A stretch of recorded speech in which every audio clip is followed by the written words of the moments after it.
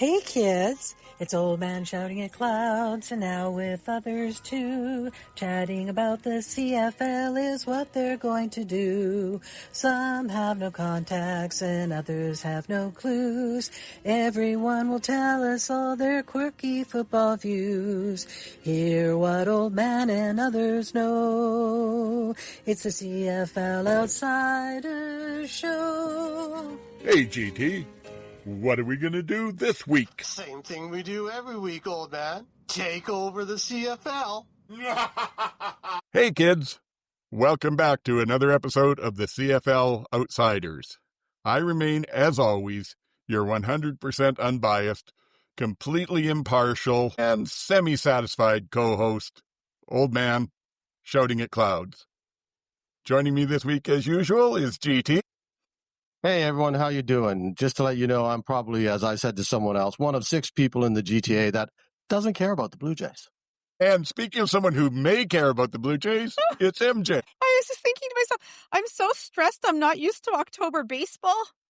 I'm happy to be watching baseball, happy to be watching football. It's a whole balancing act. Yeah, busy time of year for you. Yeah. All right. Well, I think maybe we'll just jump into this week. It's a shorter week of games and not quite so much news, so we'll see how long we're actually here today. I will give the news on my fantasy update. Last week was the first week of the playoffs in the CFL Podcast Fantasy League, and the Old Man's moving on to round 2, apparently. Yay. Very happy about that. Yay, raise the roof. Scored 119.1, and amazingly enough, I had to beat Cooper Trooper 42, who I believe is Ryan Coop out of the Canadian Football Countdown. 2 weeks in a row I had to beat him. I found out he was in the final the last 2 years, so I'm feeling not bad. And got about a 10-point victory over him this week. It worked out. I was a little concerned because I put Herslow down as one of my main contributors, and when Arbuckle went out, I thought, but it worked out. So I'm moving on to round 2. I've got Rouge Daltz. I'm not sure who the actual person is, but they're from Rouge Radio, probably Dalton or something. Yeah. And apparently we're both rookies. So who knows? One more and I might make it to the final.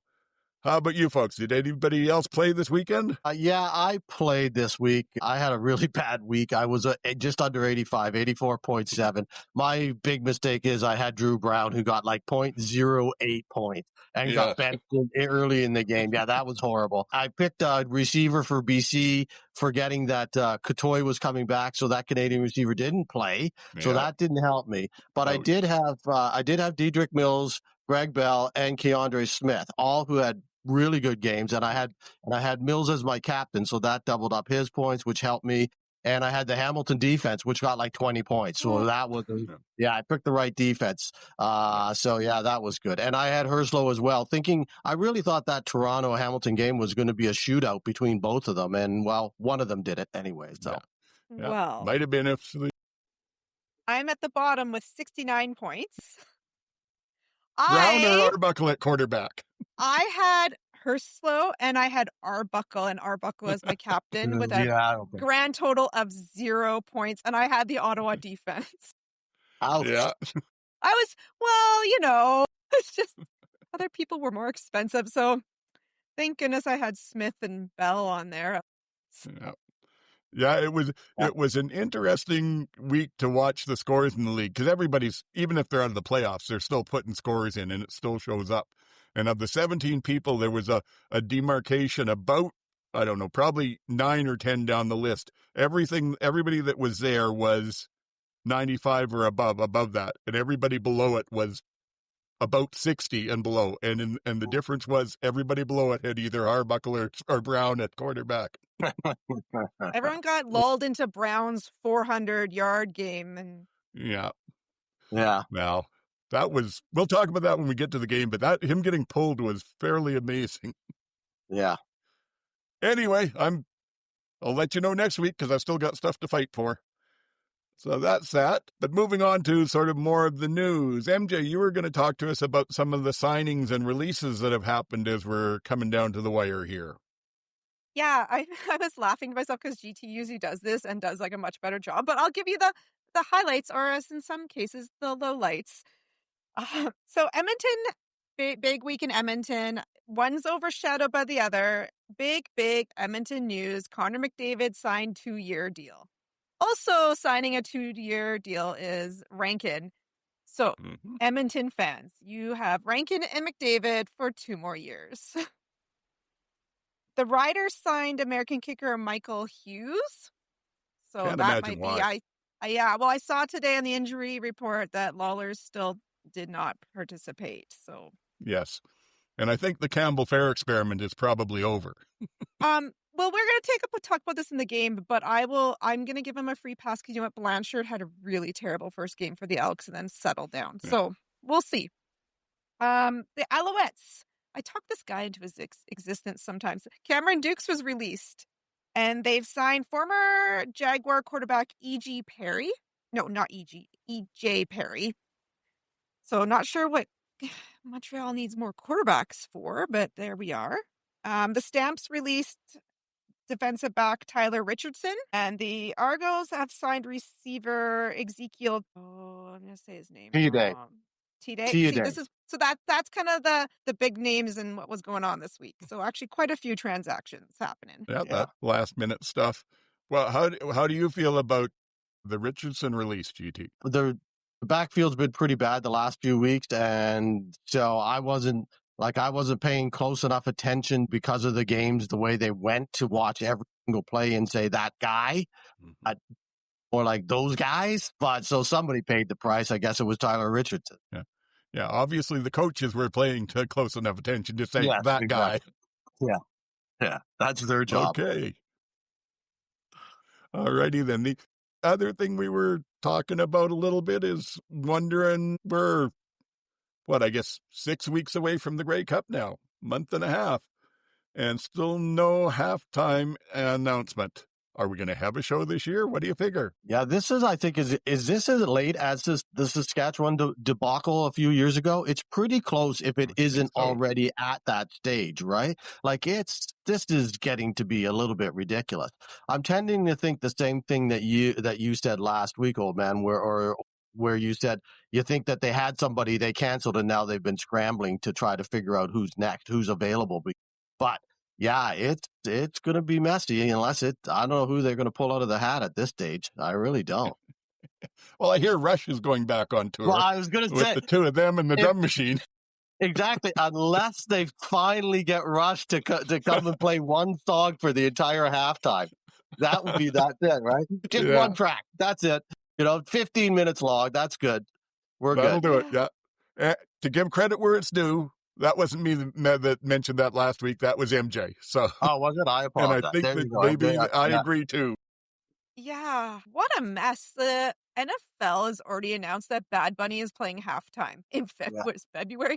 So they're already ahead of the CFL. And considering how early they announced Green Day and Jonas Brothers, Jonas Brothers was in the spring. It was in before the season even started. And if you remember, I talked about that when we first talked about it. That was when Randy publicly said, we're going to be doing this like this from now on because you need to have your act signed in today's world well in advance because of scheduling, et cetera, et cetera, et cetera. And this is how it's going to happen from here on in. And there we are a year later, and it's 5 weeks to game, and we don't even have an act yet. This is just like the smoke and mirrors of the new CFL. But I honestly do think that someone was booked and they backed out. And maybe there's lots of 90s bands touring right now that are Canadian. I'm sure you can rustle up the Tea Party or something, right? Yeah. Bryan Adams, Bryan Adams was just he's on tour in Canada. Yes, he is. Yeah. I have no idea. I mean, if I remember right, this time last year they had not just the entertainment for halftime announced, that came way early, but they had all the Grey Cup weekend entertainment announced. They had the Thursday night, the Friday night, all of that, and it's just crickets now. So apparently the league's been too busy trying to change up rules and sign new deals and sponsorships to bother getting maybe they don't walk and chew gum. The thing is that Grey Cup week is actually not league controlled. It's controlled by the bidding club. So this is all about Winnipeg. This really, Okay. it makes the league look bad, but it's really the Winnipeg Grey Cup committee that does all of that, including all of the acts. That it's the whole festival and everything is handled by whoever wins the bid. So this is really on the Blue Bombers organization not to have this together, not the league itself. So yeah, that's the same thing that happened in Saskatchewan. Because I remember the one year in Toronto, it was whatever year it was, early 2010s. I think it was 2011 or something like that. And or maybe even earlier than that. And they also had the same situation where they were scrambling. And finally, they ended up announcing Lenny Kravitz, if you remember that. And that was very last minute. And they overpaid. Like the story was that they paid him a ton of money because it was like, we need somebody now. So they just opened the checkbook and paid him a wackadoo Remember to play. how scandalous that was because he wasn't Canadian? Yeah. Scandalous. Well, thank you for that, GT. I did not realize that it was the Grey Cup committee that handled that. Yeah. So, okay, I'll quit bitching about the CFL on that one. Okay, so that's on the Bombers. Bombers, get your act together. Yeah.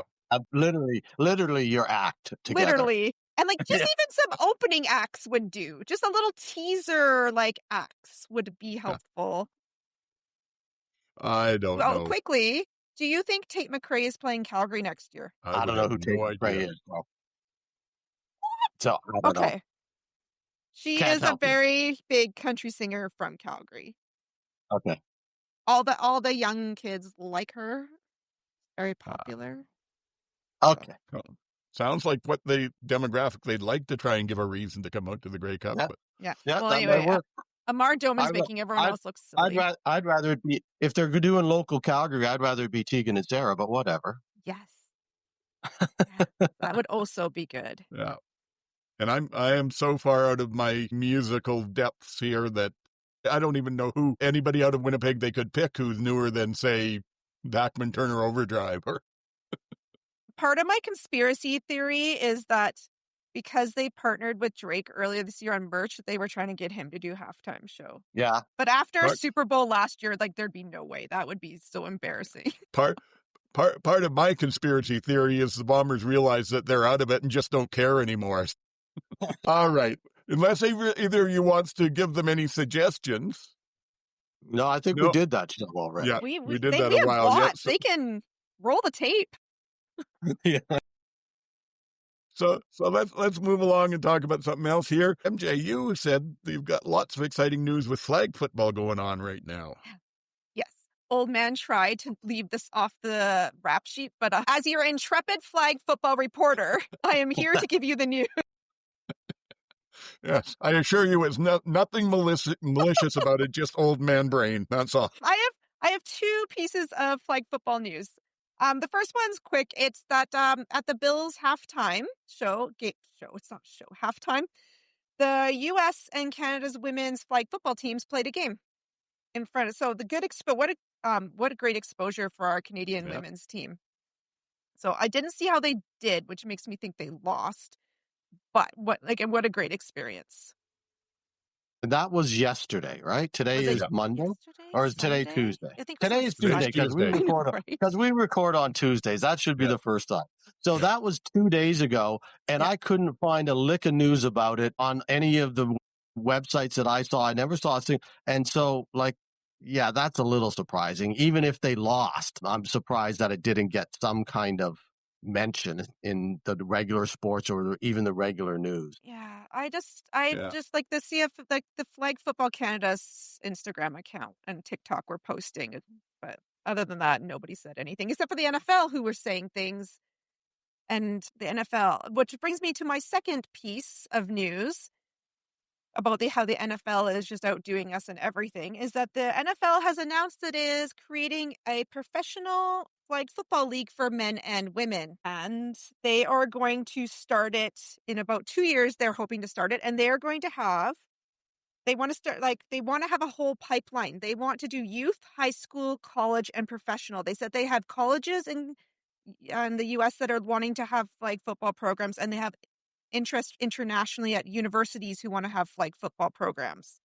The NFL is also hosting international games in Mexico, Europe, Brazil, and Australia. And they said that they are wanting to push flag football into Asia in the next few years. So they are all in on the flag football train. And what a swing and a miss for Flag Football Canada and the CFL.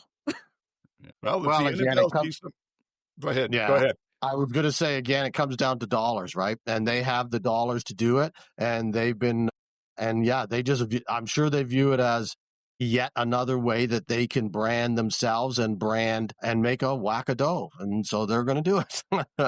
That's what it comes down to. They don't And they miss an have the money to opportunity. lose to begin with. Yeah. But it's good too, though, because frankly, it does expand the world of football.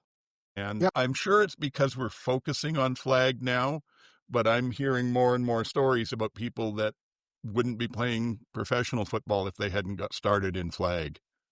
Trying to think, I've heard 2 or 3 players. The one that sticks with me, of course, because it's Saskatchewan, is Joe Robicelli, who apparently played flag right up until I think he was 22, 23, and someone said to him, "You're good enough, you should be playing tackle." So he played 1 year of college and is now on the CFL at least, and looks very talented. So who knows? Well, for parents, flag is cheap. Yes. You need a mouth guard and you need cleats. And there's a lower risk of concussion and CTE, and this is very well known, and people are very reluctant to put their kids in tackle football for a decent amount of reasons. It's not even concussion, just the injuries alone that my relatives' kids have sustained playing tackle football through the years. But flag it's a very popular where we live. It's massive, and the NFL is really, how hard would it be for the CFL to partner just a little bit with Football Canada? You would just get your logo onto things. You could have sponsored the women's team to go down to Buffalo and had your You're in a CFL partnership logo with on them. that. Yeah, right? The Bills stuff was just here in Toronto, so why couldn't you have? So, I just feel like there's some opportunities being missed, and especially if they're going to start doing university and college programs for flag. What an opportunity for some kids to have a full ride to university playing flag football. Yeah, that would be great, and there's no reason that it shouldn't happen. Well, congratulations to the flag people and the fact that they're getting more attention. We got one other thing to talk about, but I just thought of this. It's not on the rundown or anything, but I wanted to ask you, GT. I'm guessing you were at the game for Toronto? I was. Did you get the swag T-shirt? No, I arrived later. Yeah. So they were gone. It was as busy a game as I've seen in a long time, and it was massive confusion about how to get into the building that day, even more so than normal. Again, they've reduced the number of gates available because of the construction for next year's World Cup. So the stadium is down to like 2 entrances, and it was complete confusion. As I said, I would have just thrown the shirt back, so it doesn't really matter. Yeah, exactly. Have you seen the shirts? I did. Did you see them? Yeah. Did you see the Peace Collective one that said football has no borders? I didn't see that one. The one I saw was the future of football, with the evolution of football, starting with a CFL player and ending up with 3 Bills quarterbacks at the top of the line. Yeah. What was the Peace Collective one? It said football has no borders. Oh, I see. Okay, that's what's just like the most tone deaf. Yeah, I would think so. Anyway, we're here for good stuff, not depressing stuff. We're here for a good time. I got to say though, I saw a picture on, I think it was on CFL Reddit of the shirt with the evolution thing, and I thought, just how much more can you possibly disrespect the team that you own? We were going to have a little bit of fun here. GT suggested a thought exercise we should do, so I'm going to let you carry on and tell us what we're doing here, GT. All right. Well, a few weeks ago, when, of course, the world all changed for us, for most CFL fans, they introduced a bunch of rule changes. So I thought, why don't we do here on the show one rule change that we would like to see? A crazy, ridiculous, goofy rule, but an actual rule that we kind of thought about and we think would actually help the game. and would help the game and help the league. So, because I've had a few in my little brain for quite a while, and one of them they actually implemented, which was the Rouge. And I think the Rouge, as we talked about when we were there, I've liked that, and I've said that rule should be changed to this rule, except for it shouldn't, it touches the ground, it should still be in play. So that was one. But my second rule that I think would, again, do a bunch of things. They are talking about the league wants more touchdowns. So I think this would actually increase more touchdowns. I think it would increase excitement and awareness, and it would increase the differentiation and the Canadianization of the game because it would be drastically different from any other league. And that would be, it's very simple rule. If a team has less than a converted touchdown lead, they are not allowed to take a knee. No matter what time of the game it is, no matter at what point of the game it is, you are not allowed to take a knee. The whole point of football is to put the ball in play, for the offense to put the ball in play, and for the defense to take it back. Taking a knee takes that basic concept of football out of the game. So if there's 1 second left in the game and you're up by 8 points or less, because it's a converted 2-point converted touchdown, you have to put the ball in play so that the defense has the chance to scoop and score or do something, intercept if you're going to be goofy enough to throw a pass. But if you're just going to have your quarterback drop back, he's got to run around. He can get tackled. He can fumble. The defense can pick it up and run it back and score. So even with 1 second left, you have to put the ball in play. And I think that changes us from every other league. I think it allows for more points. I think it makes that last 3 minutes even more exciting than it is now because it's going to be even more chaos.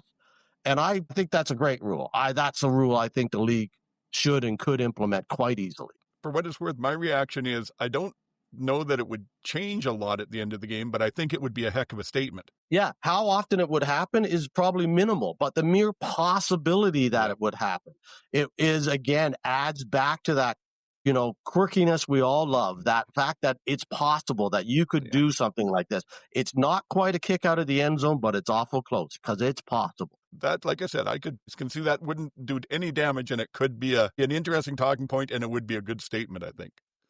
How about you, MJ? Have you thought of any, or? Mine's about kicking.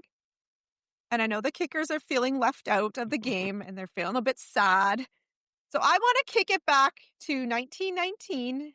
And as a former rugby player, I want to bring back the punt out. So after a touchdown, wherever the ball crossed the line is where you need to kick your convert from. The rugby rule stuff, yeah? Right.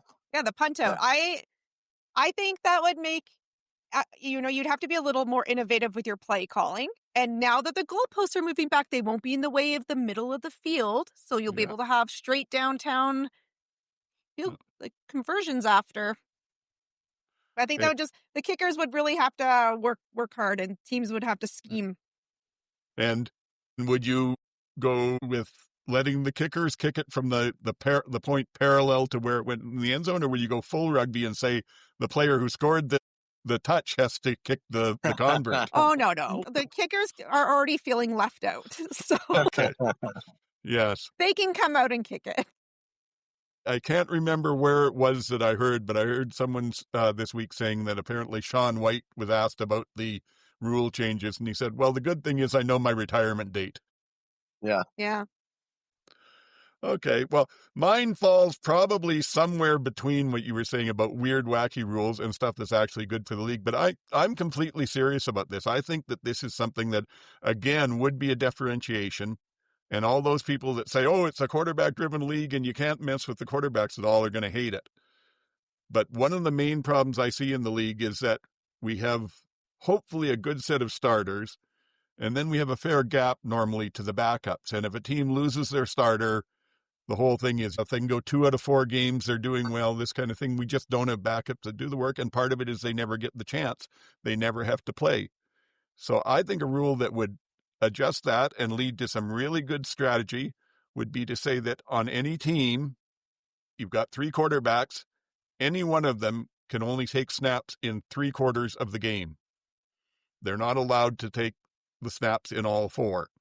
So that puts your backup in for 1 quarter a game. It means you have to give him more reps to work with it. He has to get more experience. If he goes down, there's a better chance that you're going to have somebody ready to move along and be able to actually take the team somewhere. Plus, I would love to see the strategizing of coaches trying to decide what quarter do you sit out your starter. Do you do it right at the first and let them, and then hope you've got 3 good quarters? Do you keep them in for the first 2 and hope you build a lead and then take them out in the third? I think it could add a lot of unique excitement to the game. So that would be my proposal.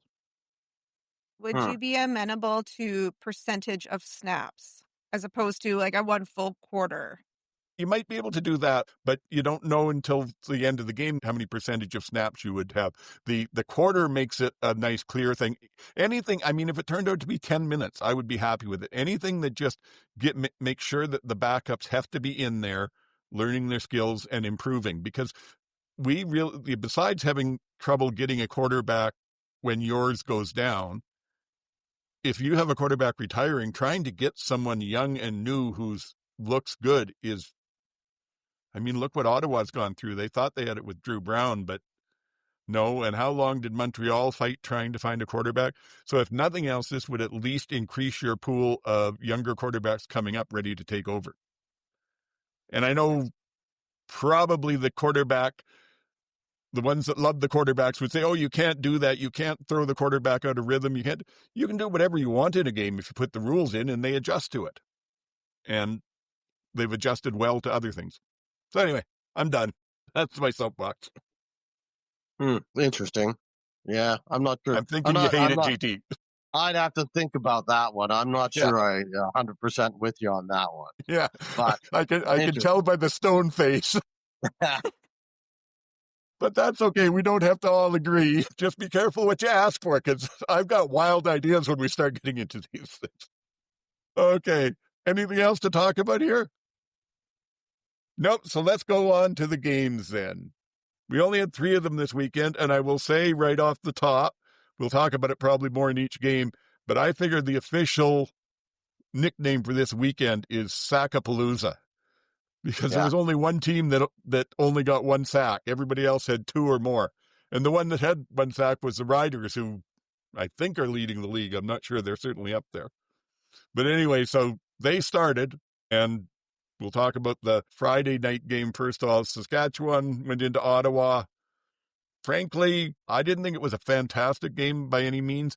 The Blacks, who were supposedly fighting for their playoff lives, looked very flat. But mind you, it was such a long shot, I can sort of see that.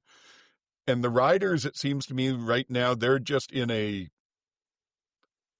workman-like attitude. Let's get this last win to get first place, get some people some time off to recover, because our backfield's in such disarray and whatnot. And they made some mistakes out there, but basically that was it. It didn't seem like it was a lot of passion. It was just, let's do what we have to do. And they ended up with the win, but not necessarily pretty. Brown threw 3 interceptions and got replaced. Coming out of halftime, they asked Bob, Brown had thrown 2 interceptions, and they asked Bob Dice, will Brown be playing the second half? And he said, well, he's starting it. And went out on his first throw and threw another interception, and that was the last we saw of him. Dustin Crum came in from there. But got some other stuff we can talk about, but that was sort of the general impressions of the things. Crum did come back a bit and made it a little bit of a game, but it was never really close, I didn't think. What did the 2 of you think about it? I did not. Unfortunately, I did not get to see the game. It was a very busy weekend in my household, so I didn't get to see that game, so I only saw the highlight package. I didn't even watch it on replay. I didn't get time. But what I did see was it felt like the Riders should have won bigger than they did, considering, that the way that the Red Blacks were playing. Even though they won relatively easily, as you said, they still should have won even more easily. It looked like they're still, you said they're like just getting through it. They look like they're struggling through it. They're winning, but the last few games, they're not as sharp as you. Somehow they're just not clicking like that super clicking poise that they had earlier in the season. So we'll see.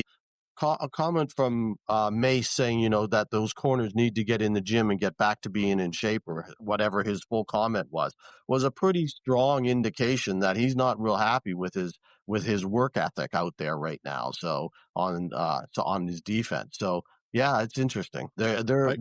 I mean, right now they're still I think the favorite, but they better start looking over their shoulder because there's a couple teams coming. Yeah. Well, frankly, at this point, Calgary's the only one that can catch them. Yeah, but I'm not worried about. I mean, period, playoff, period, just period. Yeah. I'll give you that. Yeah. And his comment about them getting in the workout room, living in the workout room, is trying to rehab their injuries, because that's Right. the scary part about this game. We can talk about it when we get to the sort of the predictions going ahead. But at this point, it looks like it's probably at least a 50-50 chance that they will have one of their starting five in the defensive backfield. And the rest, and I don't know where they're going to get anybody else from, because they've already got backup players in a couple of the positions. If they lose Milligan and Sales as well, it's going to be tough. But that's for later. Anything else? Well, Yes. so I was only going to say the only other play was one of the most outstanding plays of the year. Again, was that stack fumble by Carter, where he just took off down the field. When that ball popped up, he caught it perfectly cleanly. And then going back, old man, to what you've said all year, is it's the effort to get back and chase those guys down. And Ouellette's effort was outstanding. I love that. Yeah, So it was a great play all the way around. Yeah. Yeah. And I was struggling with, what do you call that? It's not a strip sack precisely, because it was actually an interception. Yeah. So was it a strip intersect? It was a great play by everybody. And yeah, AJ just not giving up on it. That's when my heart's just ba-bum, ba-bum. I love that football. Yeah. Yeah, he felt like he was the only rider hustling. Yeah, in some ways true. Yeah. My few things. First of all, why is lighting so bad at this stadium? On my TV, it looked like it was in a grayscale. Yeah. It looked grayscale, and I was like, interesting. It's like watching old-timey football. Yeah. I've heard a lot of opinions about it, but nothing definitive. I don't hate it. It's just weird. We talked about the kicking issues. Poor guy. Tough first day on the job. Apparently he was like extremely nervous to start that game, and that really showed. So if he's playing, hopefully he settles down. Blanchard did in Edmonton, as we talked about. So I'm not too worried about him, but they signed another kicker. So I think they have some insurance there. The Riders let that go on too long. It's past the trade deadline. There's nothing you can do about it. So they've dug their own grave there. The Red Blacks infuriate me. They have Eugene Lewis, Pimpleton, Addison, Hardy. Stanback is not a slouch at running back. You have so many weapons. And Drew, I just think he's done. He's done. It looked like those interceptions weren't even like, I fought for that interception. That was, I threw it to you. Yes. And it just hit you, and you had no choice but to catch it. Yeah, and second game in a row like that. Yeah. Now, mind you, I will say that I said this about Brown last year when they had such a good year. There was close to double-digit times that I saw that he should have been picked off last year and would have changed games a lot, and he was just getting DBs dropping them and fumbling them and everything. And that luck isn't with him this year. I think it was 3 interceptions a week ago and then 3 this week again. And like you said, not even necessarily tip balls or somebody was out of position. It was just bad. So when you have that and you have as many injuries he's had this year, I don't think any team's going to risk taking a chance on him next year. And I assume all of this is because Bob Dice's dog was not on the field before the game. Could be. Everybody knows sports is superstition. If you do something and it works, keep doing it. He was on the field and they won. Surely that you just keep bringing the dog on the field. I don't understand why this is not common knowledge, but I feel bad for Ottawa. They know what they need. They need a ex-Stampeder, ex-Ticat quarterback to come in there. They love doing that. That worked last time, so. Yeah. Okay. So you think Bo's heading over to... Well, I mean, it's the only one that fits the profile, but they did it with Burris. Yep, exactly. I don't That know what was they're the going to do path. there. I don't know. The whole time in the league, they've never been a strong team. I think they've had like winning records 3 of their 11 years, but they've at least been getting into the playoffs, and they did get the one Grey Cup. And it just seems like lately it starts to go downhill at some point in mid-season or earlier, and just they never come back. Like, you think, at least the Elks, you feel like this year they're trying. Yeah. Like the last couple of years, at least you know that they're trying to fix things. And this Ottawa just feels like they do not care. Yeah. Yeah. Well, you see, I don't necessarily agree with that, MJ, only because you look at the players that you just mentioned. They've brought in some really good players. Yeah, they went out even a few years ago and signed Drew Desjardins back when he came back from the NFL, and he was supposedly the best, offensive lineman in the league at that point. People were drooling trying to get him to sign when he came back from the NFL, and they managed to do that. They went out and signed the next hotshot quarterback in Drew Brown when, everybody said he was the next hotshot quarterback. Then they went out and got him Eugene Lewis, adding to that staff, and they went and got, everybody said, but they have no running game. So they went out and got Stanback. So you're right. They've tried. It's not like they're just going through the motions. Yeah. They just didn't do it all at once like Edmonton did. That's the difference. Is it a coaching issue? Is it a management issue? There's something that's not working out? Yeah, I agree with you there too. There's something that's not working. I can't pinpoint it but I believe it's coaching. I've said for a couple of years, Dice is a nice guy, but I don't think he's a head coach. And we said the same thing about Lapo. He was a great coordinator, but he was not a great head coach. And they should have, so there's 2 bad decisions in a row. They just need to make the right decision at head coach and then get that program turned around. And if that's Sean Burke, maybe Sean Burke's not the guy at GM. Maybe, but again, he's gone out and signed the players. He's done what he needs to do to give the team on paper an opportunity. So he's also signing coaches though. Yeah. No, he signs Dice, and then Dice signs his coaches, right? Well, right. The head coach always picks this coaching staff. Yeah. Right. So I don't think Burke is involved in every level. I don't think any general manager is. So anyway, I just think, I think it's coaching from top to bottom. And I think that they need to clean house again. And unfortunately, as I said earlier in the year, I think the last year was a sweepstakes for coaches. And now there's just not there. There's just not the next great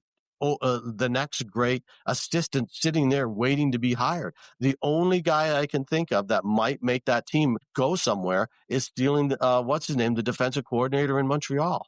That's about the only thing that I can think that might work because he's, that's the only guy that's you can say there's a guy. Who Lewis wants to look at coach with is Jarius Jackson. That's what I was going to say. Over there. Yeah. But I'm not sure Jarius Jackson is I think Jarius Jackson would be another great offensive coordinator. I'm not sure he's a great head coach. We didn't get to see more than half a season of him in Edmonton, but he had things turned around and going in the right direction. Yeah. And frankly, he'd be the one that would be able to know better than anybody if Trey's really got anything there or if it's all smoke and mirrors. And if it is, maybe you hire Jarius and make the trade for Trey, and that's your way going forward. Because Trey played some pretty damn good games for Jarius. The trifecta of Jarius, Trey, and Eugene. Add in Pimpleton and Hardy. Yeah. And while Stanback still has some stuff left in the tank, I would like to see them move on to him and try and pick up someone to tandem with Adam Aboye, who I think is a very good running back, and do it more by committee. But I just think Ottawa at this point in time, Jarius, again, this is just my opinion, but Jarius Jackson strikes me as another Bob Dice, a really nice guy and a pretty good coach, but isn't a commanding presence that leads a team. I think they need a fire and brimstone, kick in the ass type of coach that's going to not quite Chris Jones, but the next best thing. You Maybe know, Ryan will move over there. yeah, exactly. Somebody like that. Like that's what they need to get that organization kickstarted again. And I think the fans need that to know that there is a take no prisoners and we're not putting up with this. It's either get it together or get out type of, we're not lollygagging players around here anymore. Okay, I think like, that's what the fans want not Chris and need. Jones, though. Not Chris No, Jones, no, though. absolutely No, no, definitely not. No. No, But that was never. just extended another 10 years or whatever. No. Yeah, And the problem is, other than Noel Prefontaine out of is that their name? No, what's the DC in Montreal? But see, I drew a blank too, and I know exactly Noel, who it is. I know it's who Noel, it is.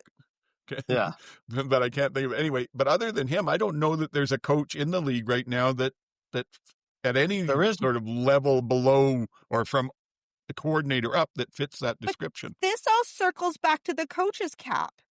Yeah. Yep. This is why there's no room for development when Chris Jones, this all circles back to him. Yes, because he was the reason we have it. Yep. And yeah. Oh, wow. Anyway, we got lots of time to solve Ottawa's problems as we get closer to the off season. Let's finish this off. I got a couple other quick notes. I said Ryder's new punter really was not very good. He was either putting them out of bounds or straight down the center of the field mostly, which was leaving those returns for Pimpleton. But he was certainly better than the new kicker was. Yeah, because Campbell Fair had 2 convert attempts and missed them the second one by a mile. And admittedly, working with a new holder and all that, but it didn't look impressive. Oh, we gave Lawther a pass for the new holder, though. Yeah, well, yeah. Who knows? Maybe the Fair will get better, but he has bounced around a lot of practice rosters. Also, I wanted to make sure that we gave credit to Antoine Brooks III for a very nice pick 6. He just baited Brown into making a pass that looked like it was open and then took it back. And he's obviously a much better Sam than he is a corner, because he's the one that Belford beat for his was at least 2 touchdowns when they played Calgary in the first game. And Campbell was out and Brooks was on the corner and Elford got behind him more than they should have. And did I have anything else? Oh yeah, there was one point, I think it was in the third quarter, where the Riders got a nice run out of a play and it got called back from an unnecessary roughness. And basically looking at it, Pete Collins, the left tackle for the Riders, was making a block on the D end who went down and between them pulled Collins down on top of him, and that was called unnecessary roughness. And I was hot under the collar, and then once I started to cool down a little bit, the rational part of my brain jumped in and said, yeah, but don't forget earlier in the game, they called Santos Knox on a 15-yard horse collar that was completely phantom. So not the best officiating, but at least it kind of balanced out. And I don't know that I've got anything else that I can talk about. Oh, one other thing. I keep harping on the coaches' desperation challenges. Ottawa got a punt return touchdown from, I think it was punt return. Anyway, return touchdown from Pimpleton.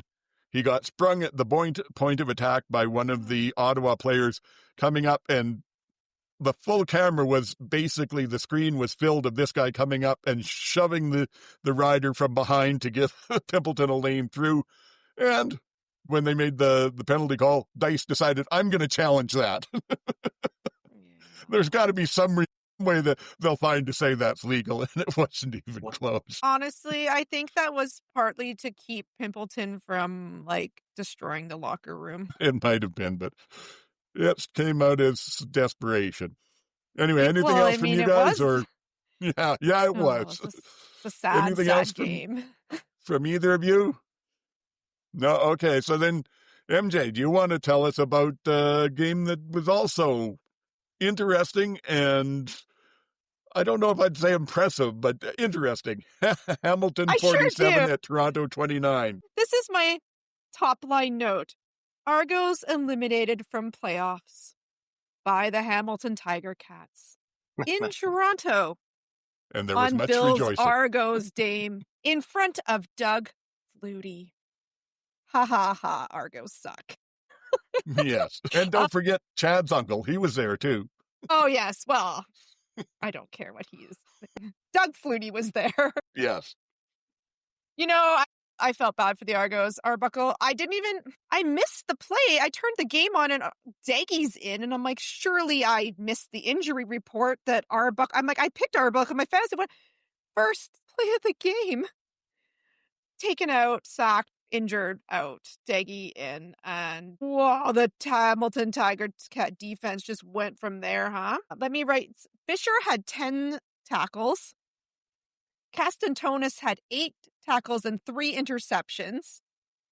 Hauser had 4 sacks. Osai had 3 sacks. There was 9 sacks total, 4 interceptions. Bo and Kenny had a little field day, and in fact, Doug Flutie went over and talked to them after one of their touchdowns. And I think before that, on the it was the TikTok live game. I think before that, Bo had gone over and poked the bear a little bit, like he did that with Luke Wilson too. He just kind of like to see, like just I'm here to ruin the party. And then I was like, surely it is safe now to flip over to the Toronto Blue Jays game. No problem. Ticats have it. I can watch Blue Jays in peace. I'll just keep an eye on it a little bit. And then the third quarter happened, and the Ticats scored no points. And I was like, well, I best just flip back over and bring the vibes back, because they felt it was like 2-score game by that point. I was like, after this defensive stats I just read you, whoa! But then Ticats turned it on in the fourth and put it to bed. We got an elusive safety points. Those don't happen very often. Very excited. Yep. All the players are doing their safety sign. That was fun. And Castatonis almost had 4 sacks. And what a game for the Ticat defense, and what a game for the Buffalo Bills Yes.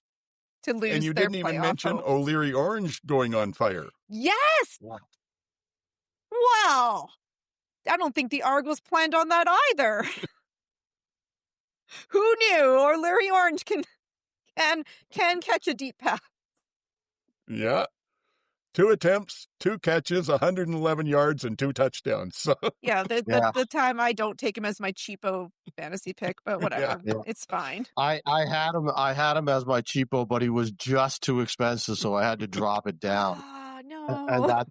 he was the guy I was going to go with as my cheapo. And then but he was like, I had like $4,800. I think he was $5,200 or something, and I couldn't get there. So yeah. And I mean, this is the one game he's ever done that. But anyway, It's because it was Bill's Argos day with Doug Flutie there. It could be. Did you get a chance to see this one for the weekend, GT? Or? Yeah, I was at the Oh, game. yeah, you were there, right? Yeah, I was at the game, and it Front was row seats. it was Hamilton redemption for the weekend before. Basically, they came out firing. They were not going to let Toronto win that game. Arbuckle was, as you said, injured. I have it on the second play, but either the first or the second play of the game. And again, he came off the field. He got sacked, and he was limping. And my brother-in-law said to me, he's limping again. And I said, yeah, and look he's holding his arm. They're dragging down. He ran immediately to the tent. We watched, and we were like, where is he? He's not there. And Daggy was warming up. We said he's not coming back. And then he was done. And now he's done for the year. So that was it. The game was over at that stage. It was already over at that stage. We knew it. The rest was just playing it out. And it took another 59 minutes for it to play out the way it did. Toronto got within 10, but that's as close as they got. And then Hamilton, went back on the march again. So, it was wild. A Bo was throwing darts, and and I will say that it showed again that Daggy is not.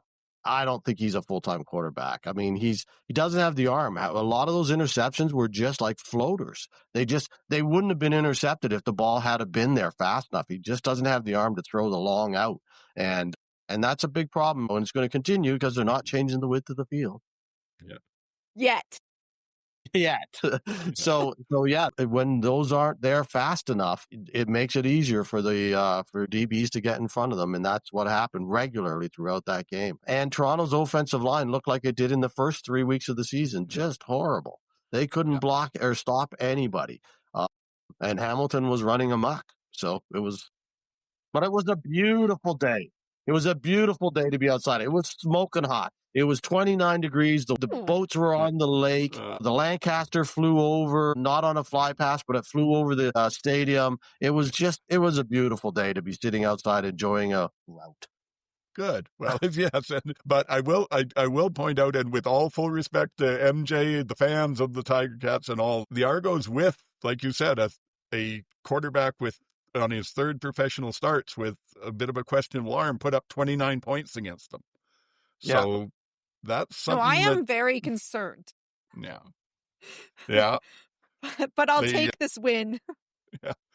I got to tell you, though, the entire game, for me, it had its ups and its downs, and it was exciting, but the most emotional response I had all game wasn't to anything that happened on the field. Was at one point, coming out of a commercial break, they did a shot. It's still the CN Towers in Toronto, isn't it? Or they changed the name? Oh, yes, it Rogers is. Tower. No, it is CN No, yeah, it's probably Rogers Tower. Anyway, they had a shot of the top of the CN Tower, and it's got around the outside of it a metal grid walkway that looks like it's about 3 feet wide with no guardrails on it. And they had about 8 or 10 people up on their in vests walking along. And I'm not good with heights. And just watching that made my stomach flip. You can also do that. You can also hang off of it on a wire. No, I can't. Others maybe can. I can't. So the most excitement from the crowd was at one point. So one of the end zones, renovating one of the end zones, the north end zone for the Soccer World Cup next week. And so they're putting in stands and so on. So right now it's a complete construction zone. So when a team kicks a field goal out of that side, it generally goes right out of the stadium and into this construction zone. But the Ticats kicked a field goal late in the game and went into the construction zone, and some kid was running around looking for the ball. The crowd, and so he was doing this, and the crowd was directing him back and forth. And the crowd was so into it, the entire stadium. And you could see people down low that didn't know what was going on. Like, what is going on? The players are like, what's going on? You could even see them. It was hilarious. And it was so good that it even overshadowed the dumbest thing in football, which is, Sweet Caroline. So like even the crowd even ignored Neil Diamond to watch this guy. That's how much fun it was. Yeah. So it was, yeah. That's awesome. I love that. That was great. But again, that shows you what kind of game it was as well. I'm glad they had something to cheer about. Yeah. Yes. There was also a challenge from Milanovic and on challenging a PI that wasn't called. Now, did you get a good look at the play, GT? And do you remember it? Do you think that it should have been a PI? Oh, I called that as that was in the middle of the field, and it was a low, two guys going down, both going down low, right? Yeah. Early in the third, maybe. Yeah. Anyways, I said I think that's PI as soon as it went down. But I said I'm not sure if it is, but I think it is from up here. And then they took forever, and then I thought, okay, they're not even going to challenge it, so I guess it wasn't. And then they finally threw the flag just as they got back on the field, and then it wasn't, right? It wasn't, yeah. And what happened, you could see a little bit more what was going on the sidelines. It was obvious that Milanovic had decided he was going to challenge it. He ran the 20 seconds off the play clock and threw the flag with a second left. But with all that extra time, I don't understand why his spotters were still telling him to challenge it, because what became apparent once they went into it in the game and they start showing us, is this PI or is it not? It looked very much like it should have been, but there were no angles that showed it. Right. Every angle, the play was obscured, so you couldn't overturn it based on that. And I would have thought that they'd be smart enough to go. And again, they're up by quite a bit at that time. It didn't make a big difference. So I don't get paid to coach. And then the last question I have for both of you is, am I seeing things, or I'm wondering if Janarian Grant is maybe playing fairly nicked up because he just doesn't seem to have the burst that he normally has anymore. Yeah, no, he's definitely, he hasn't taken one a long way in quite a few games. So he either is, again, back in that funk that he was in when he left Winnipeg, or he's just a little nicked. Yeah, but he's not playing like last year or even earlier in this year. Yeah, because I've seen in the last few weeks, I've seen at least 3 or 4 times where it looked like he had the angle to the outside. I've seen him take it before, and he's ended up stopping and cutting it back inside. Any other comments on the game? No? Nope. So we'll move on to the next game. Unfortunately, this is not the week for you to be as happy, GT, but you want to tell us about Calgary 2038? Well, it was, as I called it, is wash, rinse, repeat. It's the same thing. It is just the last 3 weeks is the last, or 4 weeks now, is every game's the same. I said it last week. The offense can't stay on the field and the defense can't get off it. There's a couple plays here and there that you can talk about. The long bomb to the Moose was nice, and there was a couple of other passes that Vernon threw, but there was way too many sacks, as there has been the last few games. The offensive line is really not playing up to the full standard that I expect them to, and like they were early in the year. And yeah, I'm just blaming everything on Craig Dickerson's post-Labor Day slump curse that he's moved over from green and white to red and white. And it's Craig's fault. It's just Craig's fault. Could be. But right now, like I said before the game, they are, of the 4 teams, to quote Mr. Dinwiddie, they're the pretenders. They're not a contender. They're a pretender. They will not make it out of the first round. They're playing like this. They'll get in. They might even end up I wouldn't be surprised if they're the crossover team. But at this stage, falling behind Winnipeg. But they won't get out of the East either. I just can't see it. So they're a pretender. They're a one and done in the playoffs, no matter who they play, as far as I'm concerned, unless something dramatic happens and they can get out of this. But at this stage, I don't see it. I just don't see it. They're not playing well enough to say that, it's just a fluke. No, they're playing bad football, and they're in all 3 phases. It's just not there. So they're lucky that. They're lucky they won a whole bunch of games early. Right now, otherwise they wouldn't. They'd be where we predicted them to be, last place in the West. Yeah, they need to put something together. I think it was Joe on Rouge, White, and Blue last night that was pointing out that it's not all that implausible that the Week 21 game between the Elk and the Stampeders could be for 4th place. I can't see it. I still don't think Edmonton's that good. Edmonton's 2 games behind. I can't see Edmonton winning 2 more games before that game and Calgary losing 2 more games before that game. So I don't think it'll be. I think Edmonton's going to lose. My prediction is they'll lose this weekend. I think they will, but they do if they. And I'm not saying this is going to happen, but this is the stuff he was pointing out.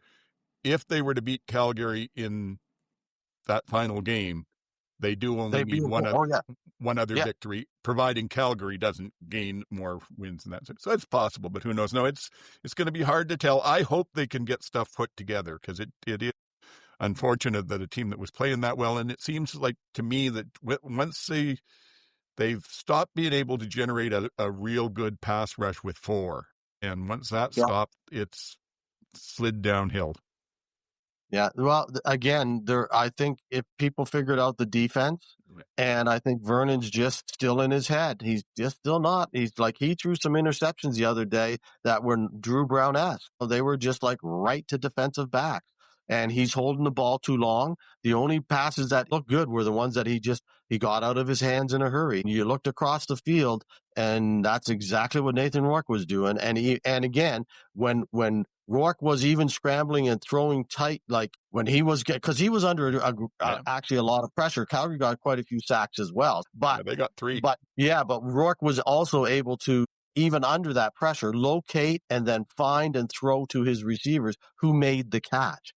Vernon wasn't doing that. Well, and poor VA, both Mills and Philpott in the red zone had balls hit their hands. Yeah. Mm-hmm. So, though, as bad as VA's playing, his receivers are not helping. Nope. I agree. No. What a disaster there. Yeah. And I would like to point out that as much as it looked like it was a BC thumping, and you could pick out a lot of things that Calgary made mistakes on or underperformed on, BC did too. And don't forget, with 40 seconds left in the first half, they got the ball and somehow managed to get in and get a touchdown. And then they took the kickoff in the second half and marched it down for the touchdown. So they double dipped for 14 points in 3 minutes there. If those had been stopped by Calgary, it could be a completely different game. Because margin of victory was 14. So Yeah. I didn't feel like the teams were as far apart as the score and some of the play made it look. I think this is to the parity of the league this year because, the Riders should have doubled their score against the Red Blacks. The Ticats scored 3 against the Riders and then stomped on the Argos. And the Stamps, they are in trouble, but they were close again. So these games are all tight. And it just kind of shows that there's only 1 or 2 things that are really going to make or break these. So, I mean, it's tough. It's tough to swallow, though. Close games hurt, or 2 plays hurt. Yeah.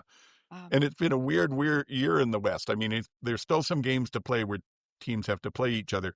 But if you look at to this point, Calgary has swept Saskatchewan and Winnipeg. Winnipeg has swept BC. Saskatchewan has swept Winnipeg and BC. And BC has swept Calgary. So try and make some sense out of it. It's just, I don't know. The only other takeaway that I have from this is that I think if I manage to somehow get through the semifinals and get into the league final when BC's playing again, Horvath is going to be my cheap running back. Because they put him in and he got another, 42-yard touchdown at the end of the game. So if I'm going to be spending $2,500 on somebody, I might as well take him and pray. Yeah. Anything else, or do we move on? I have a couple things. Like the Rourke Hatcher Butler wrecking crew is coming along nicely. Good luck, other teams. And then my Nathan Rourke, he walked into the game wearing a PWHL bomber jacket. I didn't see. Yeah, it looked good. I love that. I love them because they're Vancouver's getting a PWHL team, so Nathan's on the pulse. And as annoyance, I have 2 Calgary things. One, I'll stick up for my kid here. Do not sell a Damien Alford Moose's Loose shirt and make us all buy it and then never throw to him again. They threw to him once. Like the disaster of my kid, he's always looking for Alfred on the field. Every time the Stamps set up, he's looking on the wide side to see if he can see him, and 80% of the time he's not there. The TSN shady moments were all courtesy of the Stamps. The VA and Brooks were bickering on the sideline at one point, and then they panned over to VA just sitting on the bench, just all sprawled out, looking sad panda. So he looked pretty bad. But then he came back, and then Barnes and Rhymes with TDs, so he pulled himself together a little bit. I mean, it's just not by then it's too late, right? They started to make a game of it a bit, yeah. And with Alfred, again, maybe it's just that he's a rookie and they're not using him so much, but I wonder, it was a hamstring that he got injured on, and those can, as we saw with Alexander in Montreal, those can linger for a long time. So I'm wondering if he's not seeing as much time on the field just because he's still not quite where they want him to be, and they've got Barnes and Philpott. We were all having a lot more fun when we were making moose ears. Yep. Antlers. Yeah. I would love to see Things more were of a lot that. more fun in Calgary. Well, and Not I think so the much lately. Calgary fans would be too, because if you get him playing more, then that would solve a lot of the offensive woes. Because again, VA doesn't have to be spot on with him. He's got a radius that if you throw it in the same area code as him, he's probably going to have a shot at it. Well, and if you can't fix your defense, you have to outgun them. Yeah. Yeah. All righty. Anything else there? Nope. No. So that's the week capped up. All we got to do now is, and we're only a minute and 10, 12, or an hour and 12 minutes in. This is a shorty with the 3 games. So let's see how long it takes us to talk about the games, because we have Toronto at Saskatchewan on the Friday night. And this one is going to be tough to pick, I think. Jared Dagey and Tucker Horn as quarterbacks. Yeah. Arbuckle's done for the year. Maybe they'll pick up Cameron Dukes, that he's free agent. He knows the playbook. Yeah, it could be. So you would think this should be a Saskatchewan walkover, but given the chance they may be playing against the, as I said a couple of weeks ago, the Saskatoon Hilltops defensive backfield, even Dagey may be able to score some points. I'm actually a little worried about this one. Hopefully they can put something together, because they are very vulnerable there. And like I said, Toronto scored 29 points on Hamilton. with Daggy in there. So I'm still going to go Saskatchewan, just because. And it seems like it's still the safer bet. And I'm hoping that they get at least one or two of them back. Like they've got Campbell was on limited as opposed to do not participate this weekend. I believe Jackson Ford was back to limited. So maybe. And then it's the rest of them. But yeah, I'll go Saskatchewan. How about the rest of you? Yeah, I'm going Saskatchewan. Got your tarot cards this week, MJ? Well, I did. Do you want to hear them? I wasn't going to tell them, but I can. Well, you look like you're having trouble making a decision. Toronto's like King of Pentacles, which is just apathy. And the Riders have the Hangman, which is if your effort's wearing them down, and if you're putting off a decision to avoid confrontation, it may come back to hurt you. Yeah. Oh, well. Like maybe a kicker? Like maybe a kicker. Oh man, it's so bad. It's so bad. If the Saskatchewan DBs are as bad, but I don't know, they had a terrible defensive back and they beat Hamilton badly, so it's in Yeah, but they weren't that bad. They had basically the safety down in that game. We saw what happened in Montreal when they had two backup corners in, two rookie corners and a rookie safety. Now they've got Milligan looking like he may be out as well, and they've moved CJ Rivas back to safety. So CJ Rivas has been there all along, but at Sam, and him and DeMarcus Fields are the only two that are from that original six group. And they put Antoine Brooks in at Sam, and they put what's his name, Sapp the third at one corner. I don't know who else they've got. It'll be practice roster guys. Is Deggy gonna make their DBs look like all-stars though? Well, you could do. You know what? I'll pick the Riders. I think it's still the safer bet, but I'm going to make sure that I have something to calm my nerves on hand if need be.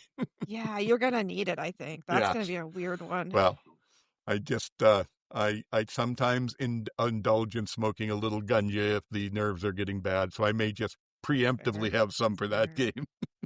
Then I can sit there, oh look, another pick six. Toronto's up 32-3. Okay, next game.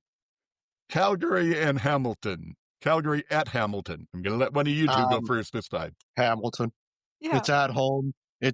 They're playing better football, and I haven't seen anything in the last 2 weeks that says Calgary's getting out of this slump. If I saw something that said, oh yeah, they're playing remarkably better and they just lost a tight one like I thought they were, I thought it would be closer against BC. I don't see anything there that says they're getting out of this slump. Yeah, this is going to which Hamilton team is showing up for this game? Well, if it makes a difference, they win this and they clinch first place. Yeah, I think they're going to, you know what?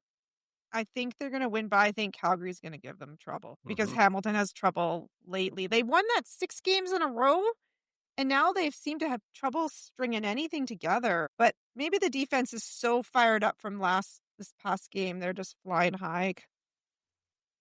Calgary, I think Calgary's had a pretty bad record in Hamilton over the last few years, too. Maybe it's just my brain, but it seems to me whenever I've driven there and gone to the game, they've lost.